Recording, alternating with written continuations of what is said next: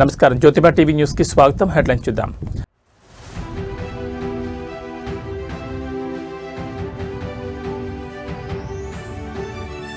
దేవుడి సాక్షిగా protocol war. MP చేతిలో పట్టభద్రాలు లాక్కున్న ఎమ్మెల్యే కొరికిపూడి.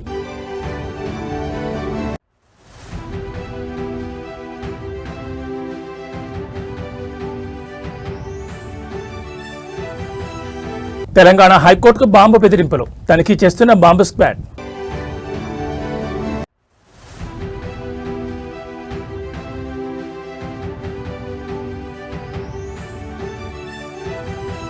ఖమేని మృతిపై భారత్ మౌనం. కేంద్రంపై ఆగ్రహం వ్యక్తం చేసిన సోనియా గాంధీ.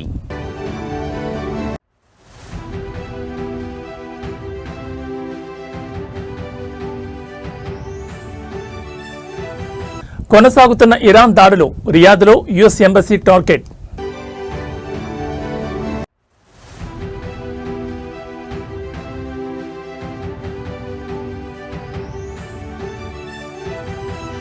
భారత్కు చేరుకున్న పివి సింధు సురక్షితంగా వచ్చానని ట్వీట్. ఇక డీటెయిల్స్ చూస్తే Vijayawada TDP MP Kesineni Sivanath, Tiruvuru MLA Kolikapudi Srinivasa Rao మధ్య విభేదాలు మరోసారి బగ్గుమన్నాయి. టీడీపీ అధిష్టానం జోక్యం చేసుకున్న చక్కబడిన ఈ వివాదం తాజాగా దైవ సన్నిధిలో ప్రోటోకాల్ రచ్చకు దారితీసింది. ఎన్టీఆర్ జిల్లా గంపలగూడెం మండలం నెమలి వేణుగోపాలస్వామి ఆలయ బ్రహ్మోత్సవాల్లో ఎంపీ చేతిలో ఉన్న పట్టువస్త్రాలను ఎమ్మెల్యే కొలికపూడి బలవంతంగా లాక్కోవడం హాట్ టాపిక్ అయింది. నిన్న రాత్రి జరిగిన స్వామివారి కళ్యాణానికి ఎంపీ చిన్ని, ఎమ్మెల్యే కొలికపూడి తమ సతీమణులతో హాజరయ్యారు. ఈ సందర్భంగా స్వామివారికి సమర్పించే పట్టువస్త్రాలను ఆలయ పురోహితులు ఎంపీ చిన్ని దంపతులకు అందజేశారు. అయితే తనకు కూడా వస్త్రాలు ఇవ్వాలని ఎమ్మెల్యే పట్టుబట్టారు. ప్రోటోకాల్ ప్రకారం ఒకరికే ఇస్తారని చెప్పిన ఆలయ అధికారులు ఆయనకు తలంబ్రాలు అందించారు. దీంతో అసంతృప్తికి గురైన ఎమ్మెల్యే కొలికపూడి ఎంపీ చేతిలోని పట్టువస్త్రాలను బలవంతంగా లాక్కుని తన తలపై పెట్టుకున్నారు. ఈ అనూహ్య పరిణామంతో అక్కడున్న భక్తులు నివ్వెరపోయారు. ఎంపీ వర్గీయులు అడ్డుకోవడంతో ఇరు వర్గాల మధ్య తీవ్ర వాగ్వాదం చోటు చేసుకుని తోపులాటకు దారితీసింది. వెంటనే పోలీసులు జోక్యం చేసుకుని పరిస్థితిని చక్కదిద్దారు. ఎంపీ కేసినేని చిన్ని తన వర్గీయులను వారించి వివాదాన్ని సద్దుమణిగేలా చేశారు. అనంతరం కళ్యాణ మండపంలో ముందు వరుసలో ఎమ్మెల్యే దంపతులు, వెనుక వరుసలో ఎంపీ దంపతులు కూర్చున్నారు. ఈ ఘటనతో ఆ ప్రాంతంలో ఉద్రిక్తత నెలకొనడంతో పోలీసులు పటిష్ట బందోబస్తు ఏర్పాటు చేశారు.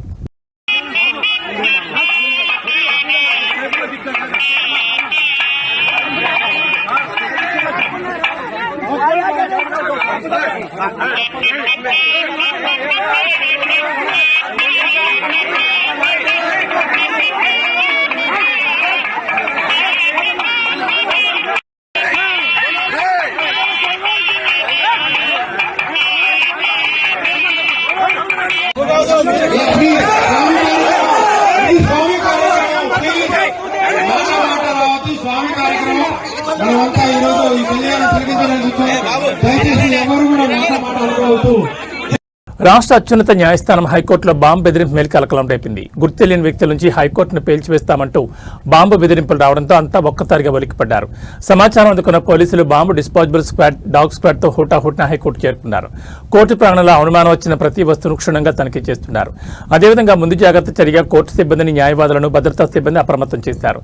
న్యాయమూర్తుల ఛాంబర్లు, కోర్టు హాళ్లు, రిజిస్ట్రీ కార్యాలయంతో పాటు పార్కింగ్ ఏరియాలో ముమ్మరంగా గాలింపు చర్యలు చేపడుతున్నారు. తనిఖీలు పూర్తయ్యే వరకు ఎవరూ లోపలికి రావద్దని అధికారులు సూచించారు. అవాంఛనీయ ఘటనలు చోటు చేసుకోకుండా హైకోర్టు పరిసర ప్రాంతాల్లో భద్రతను మరింత కట్టుదిట్టం చేశారు.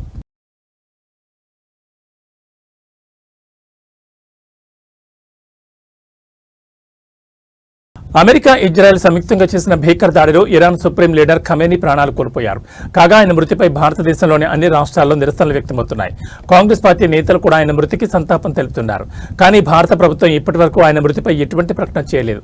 దీనిపై కాంగ్రెస్ పార్లమెంటరీ పార్టీ అధ్యక్షురాలు సోనియా గాంధీ స్పందిస్తూ తీవ్ర ఆగ్రహం వ్యక్తం చేశారు. పశ్చిమాసియాలో యుద్ధం ముదురుతున్న వేళ Iran supreme leader Ayatollah Ali Khamenei హత్యపై కేంద్ర ప్రభుత్వం అనుసరిస్తున్న మౌనాన్ని సోనియా తీవ్రంగా తప్పుపట్టారు. ఇవాళ ది ఇండియన్ ఎక్స్ప్రెస్ లో రాసిన వ్యాసంలో ఆమె మోడీ ప్రభుత్వంపై విరుచుకుపడ్డారు.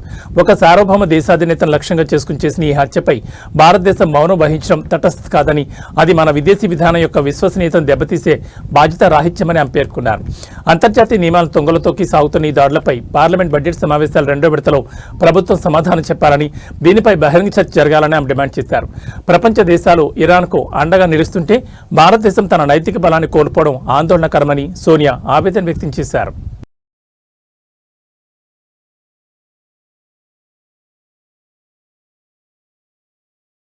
ఉప్పల్ నియోజకవర్గంలో విద్యార్థుల భవిష్యత్తుకు భరోసానిచ్చి ఒక అద్భుతమైన కార్యక్రమం జరిగింది. ఆర్థిక ఇబ్బందులతో సతమతమవుతున్న వైద్య విద్యార్థులకు నేనున్నానంటూ ముందుకొచ్చారు ఎమ్మెల్యే బండారు లక్ష్మారెడ్డి.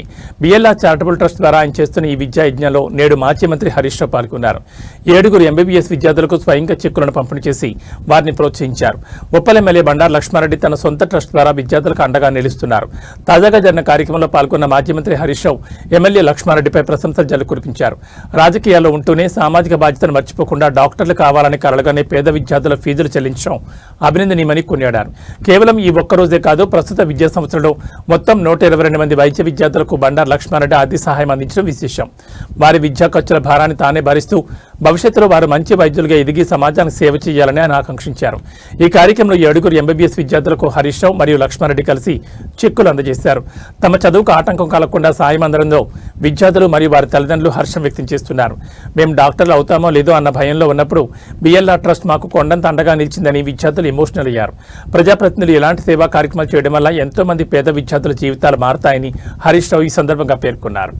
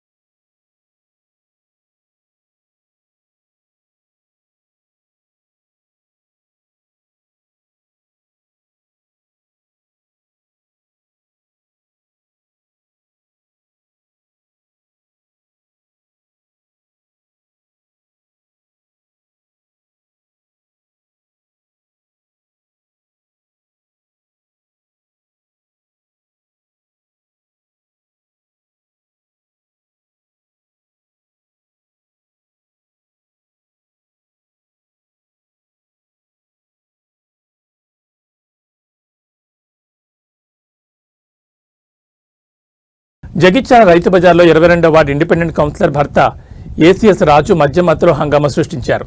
ఓ వర్గం వ్యాపారులతో వాగ్వాదం దిగి అసభ్య పదజాలంతో దూషిస్తూ ఇక్కడ వ్యాపారం చేయొద్దని బెదిరించారు. తాను ఎమ్మెల్యే పంపిన ప్రజాప్రతినిధులని లైసెన్సులు చెక్ చేయడానికి వచ్చారని దురుసుగా ప్రవర్తించారు. బాధితుడు షేక్ మహమ్మద్ ఫిర్యాదు మేరకు పోలీసులు కేసు నమోదు చేశారు.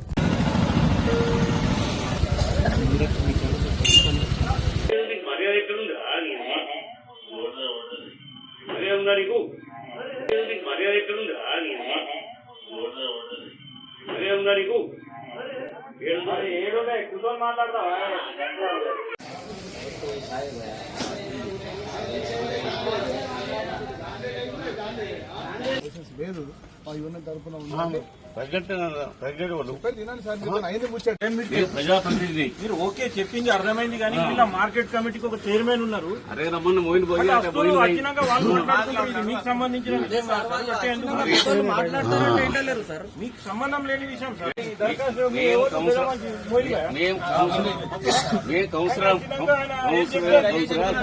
సంజయ్ డాక్టర్ సాబ్ చెప్పాడు, మేము వచ్చి చూస్తున్నాం ఎవరెవరో లైసెన్స్ ఉన్నాయి, ఎవరు లేవు. లైసెన్స్ లేకపోతే అనవైలబుల్ కదా వాళ్ళకు.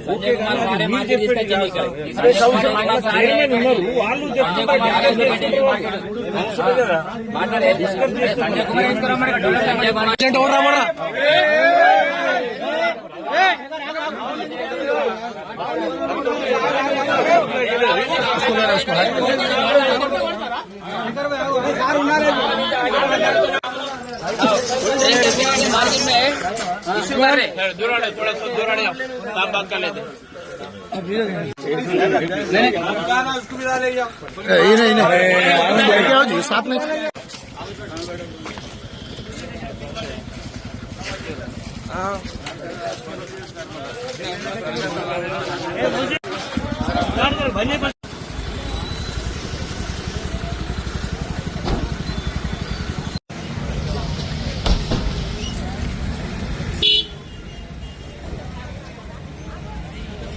కూరల్లో ఉండాల్సిన టమాటా నేడు రోడ్డు పాలైంది. ఊహించని విధంగా దిగుబడి పెరగడంతో మార్కెట్లో ధరలు భారీగా పతనమయ్యాయి.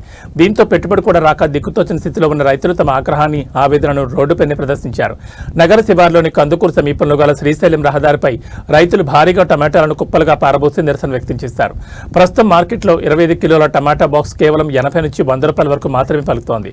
అంటే కిలో ధర కేవలం 4కు పడిపోవడం గమనార్హం. అయితే పంటను కోయడానికి అయ్యే కూలీలు, మార్కెట్కు తీసుకెళ్లే రవాణా ఖర్చులు కూడా ఈ ధరతో రావడం లేదు. 6 కాలం కష్టపడి పండించిన పంటను ఇలా రోడ్డుపై పారబోస్తున్నామంటూ రైతులు కన్నీరు మున్నీరయ్యారు. ప్రభుత్వం తక్షణమే స్పందించి గిట్టుబాటు ధర కల్పించాలని లేదా తమను ఆదుకోవాలని వారు డిమాండ్ చేస్తున్నారు.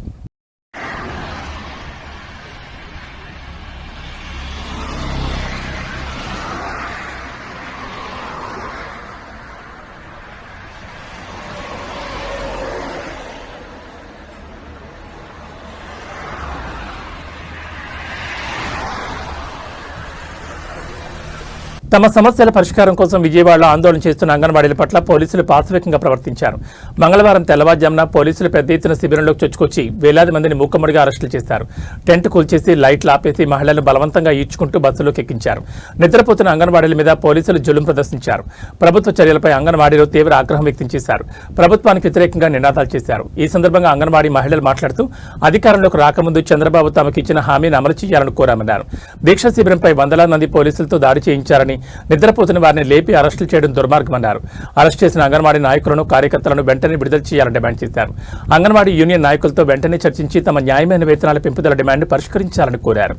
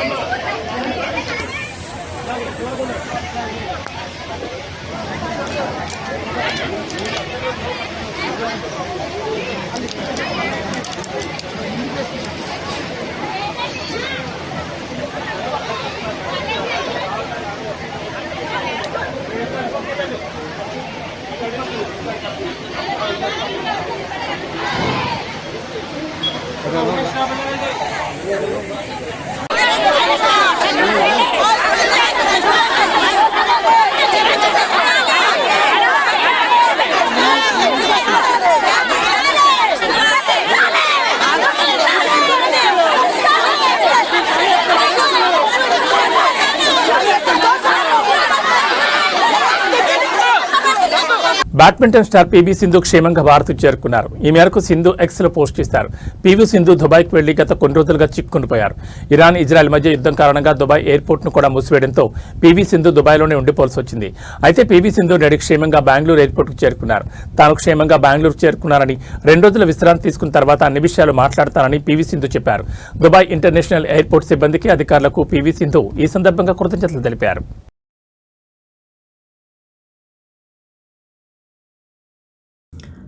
Hi everyone, I wanted to share a quick update and firstly thank you all who have been reaching out and checking on us. And well, I was transiting from Bangalore, where I train and live full time now, to Birmingham in the UK to compete the All England Championships. And once our flight landed in Dubai, events beyond our control began to unfold, and shortly after, the airspace also was shut down. And the last few hours have been extremely tense. We could hear the sounds of interceptions overhead, and a few hours later there was explosion very close to where we were holed up at Dubai airport. My coach was barely about 100 meters away where it happened, and had to quickly move out of the area. Experiencing something like this in such close quarters is truly it truly shakes the very foundation you're built on. And you never expect these things to happen to you or anyone close to you, but sometimes situations are beyond your control, but they do. So I feel incredibly blessed to have such a strong and united team around me, and everyone had stayed calm, supported one another, and shown real strength during a very frightening situation. And currently we are safe now and have been moved to a more secure place. I'm deeply grateful to the Dubai authorities and the staff at Dubai airport also, who's been incredibly and tireless in ensuring everyone's safety. We're also truly grateful to Emirates and the airport staff for being incredibly kind and supportive with so many passengers stranded. Their hands were understandably tied, but they showed genuine empathy and care towards everyone going through this difficult experience. And I would also like to sincerely thank the Indian High Commission in Dubai for their extraordinary support. And when I reached out requesting assistance, the High Commissioner immediately responded and on high super priority notice deployed his team to help us. They have been incredibly supportive, not just to me but to everyone stranded here, ensuring safety, coordination and constant communication during a very difficult time. And anyone currently stuck or needing assistance is encouraged to reach out using the official helpline numbers shared by the High Commission. And of course we are truly blessed to have such a sensitized and incredible team looking out for Indian citizens here. And for now we're trying to get some rest and remain hopeful as the situation continues to unfold. So thank you all for your prayers, messages and concern. Well, it truly means a lot to all of us. And stay safe. Thank you. సంపూర్ణ చంద్రగ్రహణం నేపథ్యంలో యాదగిరిగుట్ట లక్ష్మీనరసింహస్వామి ఆలయాన్ని ఇవాళ ఉదయం అర్చకులు మూసివేశారు. గ్రహణ కాలంలో పాటించాల్సిన శాస్త్రోక్త నిబంధనల ప్రకారం ఆలయ ద్వారాలను తాత్కాలికంగా మూసివేసినట్లుగా ఆలయ అధికారులు వెల్లడించారు. గ్రహణ సమయానికి ముందే స్వామివారికి నిర్వహించే నిత్య పూజలు కైంకర్యాలను ముగించి అర్చకులు గర్భాలయ ద్వారాలను మూసివేశారు. ఇక గ్రహణ కాలం ముగిసే వరకు భక్తులకు స్వామివారి దర్శనంతో పాటు అన్ని రకాల ఆజిత సేవలను రద్దు చేశారు. అన్నప్రసాద వితరణ కూడా నిలిపివేశారు. గ్రహణం వీడిన తర్వాత ఆలయ శుద్ధి, సంప్రోక్షణ వంటి కార్యక్రమాలు నిర్వహించనున్నారు. అనంతరం రేపు ఉదయం స్వామివారికి విశేష పూజలు నిర్వహించి భక్తులను దర్శనానికి అనుమతించనున్నారు. దూర ప్రాంతాల నుంచి స్వామివారి దర్శనానికి వచ్చే భక్తులు గ్రహణ సమయాలు, ఆలయ వేళలను గమనించి తమ ప్రయాణాలను ప్లాన్ చేసుకోవాలని ఆలయ ఈవో సూచించారు.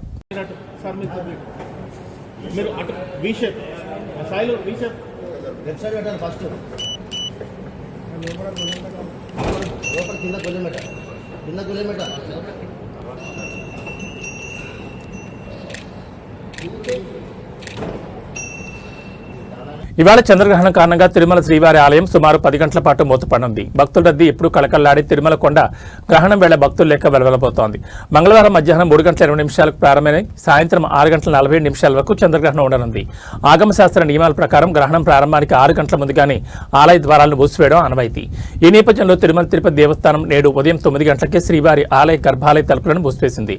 గ్రహణం ముగిసిన తర్వాత రాత్రి 7 గంటల 30 నిమిషాలకు తలుపులు తెరిచి సంప్రోక్షణ, శుద్ధి నిర్వహించనున్నారు. అనంతరం రాత్రి 8:30 గంటల నుంచి భక్తులను సర్వదర్శనానికి అనుమతిస్తారు. ఈ సుదీర్ఘ విరామం కారణంగా తిరుమల మాడవీధులు, క్యూ లైన్లు భక్తులు లెక్క వెలవెలబోతున్నాయి. నిత్యం గోవింద నామస్మరణతో మారుమోగే తిరుమల గిరులు ప్రస్తుతం ఆధ్యాత్మిక నిశ్శబ్దంలో మునిగిపోయాయి. కాగా గ్రహణం ప్రభావంతో నేడు శ్రీవారి ఆలయంలో నిర్వహించే పలు విశేష సేవలను టీటీడీ రద్దు చేసింది. అష్టదళ పాద పద్మారాధన, కళ్యాణోత్సవం, ఊంజల్ సేవ, ఆర్జిత బ్రహ్మోత్సవం మరియు సహస్ర దీపాలంకరణ సేవలను పూర్తిగా నిలిపివేశారు. అంతేకాకుండా తిరుపతిలో జారీ చేసే ఎస్ఎస్డి టోకెన్లను కూడా మొన్న రద్దు చేసిన సంగతి తెలిసిందే. గ్రహణ సమయంలో అన్నప్రసాద వితరణ కేంద్రాలు కూడా మూసివేయనున్నారు. తిరుమలతో పాటు తిరుచానూరు పద్మావతి అమ్మవారి ఆలయం, గోవిందరాజస్వామి, కోదండరామస్వామి ఆలయాలు కూడా ఉదయం 9 గంటలకే మూతపడ్డాయి. రాత్రి పూజల అనంతరం తిరిగి భక్తులకు దర్శనం కల్పించనున్నారు.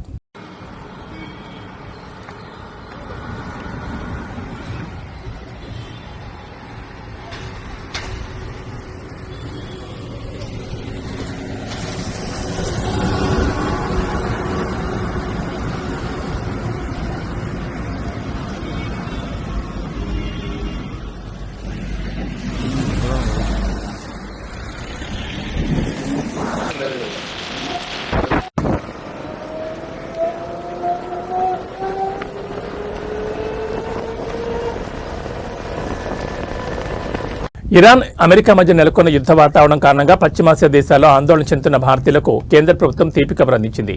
గత 3 రోజులుగా నిలిచిపోయిన విమాన రాకపోకలను మంగళవారం నుంచి పాక్షికంగా పునరుద్ధరించారు. జెడ్డా, మస్కట్, అబుదాబి నుంచి ప్రత్యేక విమాన సర్వీసులు ప్రారంభం కావడంతో స్వదేశం కోసం ఎదురు చూస్తున్న ప్రవాసులు కుటుంబాల్లో ఆందోళన తగ్గింది.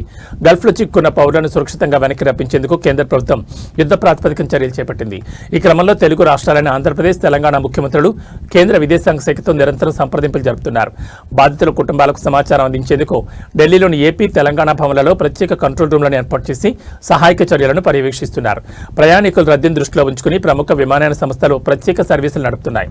ఇండిగో జెడ్డా నుంచి హైదరాబాద్, ముంబై, ఢిల్లీలకు 10 ప్రత్యేక విమానాలను కేటాయించింది.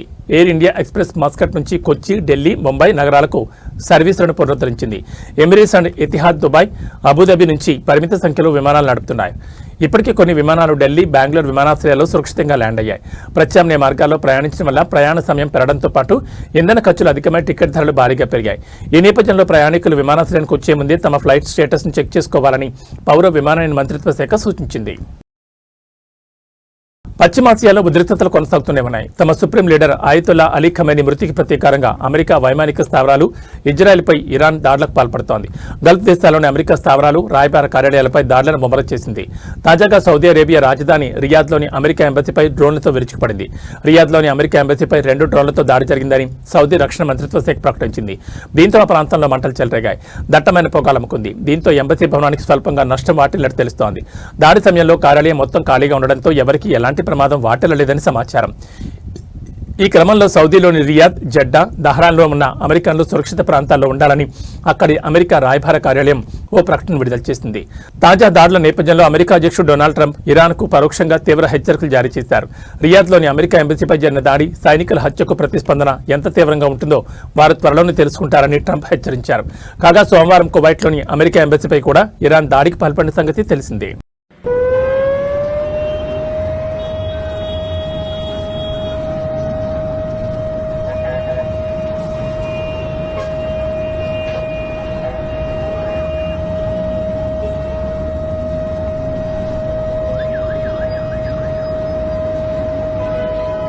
న్యూస్ ముగించే ముందు హెడ్లైన్స్ మరోసారి.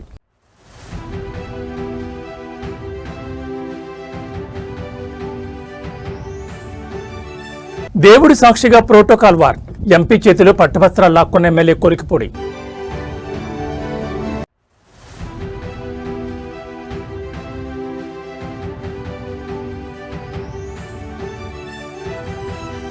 తెలంగాణ హైకోర్టుకు బాంబు బెదిరింపులు, తనిఖీ చేస్తున్న బాంబు స్క్వాడ్.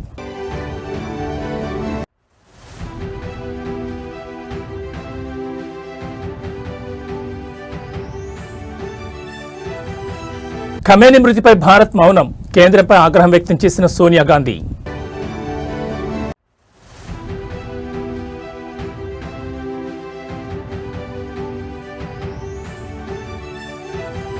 కొనసాగుతున్న ఇరాన్ దాడులు, రియాద్లో యుఎస్ ఎంబసీ టార్గెట్.